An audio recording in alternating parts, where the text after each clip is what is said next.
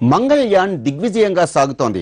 Mars arbiter machine పంపిన సరికొత్త ఛాయాచిత్రాలను ఎప్పటికప్పుడు విడుదల చేస్తూ మన సత్తా ఏమిటో ప్రపంచానికి చాటుతోంది ఇస్రో.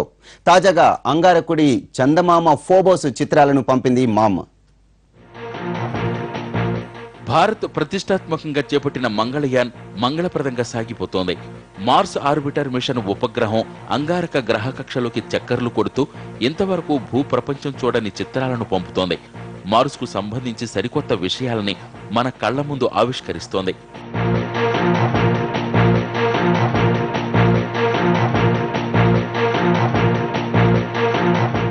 మొదటి రోజు నుంచే పని ప్రారంభించిన మార్స్ ఆర్బిటర్ అంగారకుడి ఉపరితలంపై గల పెద్ద లోయకు సంబంధించిన చిత్రాన్ని పంపింది.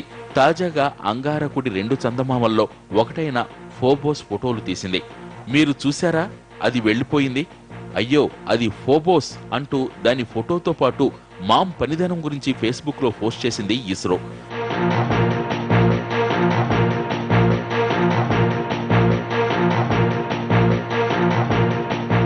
అంగారకుడికి 2 చందమామలున్నాయి. వీటిలో పెద్దది అంగారకుడికి అతి దగ్గరగా ఉండేది ఫోబోస్. మార్సు చుట్టూ పశ్చిమ నుంచి తూర్పు దిశగా పరిభ్రమించే ఫోబోస్ను 66,275 కిలోమీటర్ల ఎత్తు నుంచి తన కలర్ కెమెరాలో బంధించింది మామ్.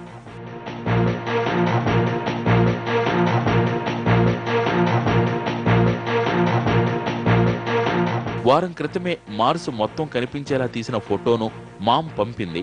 మార్స్కు 66,534 కిలోమీటర్ల ఎత్తు నుంచి ఈ ఫోటో తీసింది.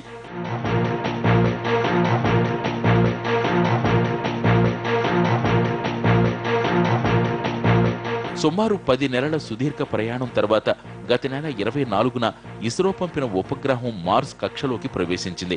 మార్స్పై వాతావరణం ఎలా పనిచేస్తోంది, గతంలో పెద్ద మొత్తంలో ఉందని భావించే నీరు ఇప్పుడు ఏమైందనే అంశాలపై మార్స్ ఆర్బిటర్ పరిశోధనలు జరుపుతోంది. భూమి మీద జీవరాశికి ఆధారమైన మెథనీ అనే రసాయనం జాడ కోసం కూడా అన్వేషిస్తోంది.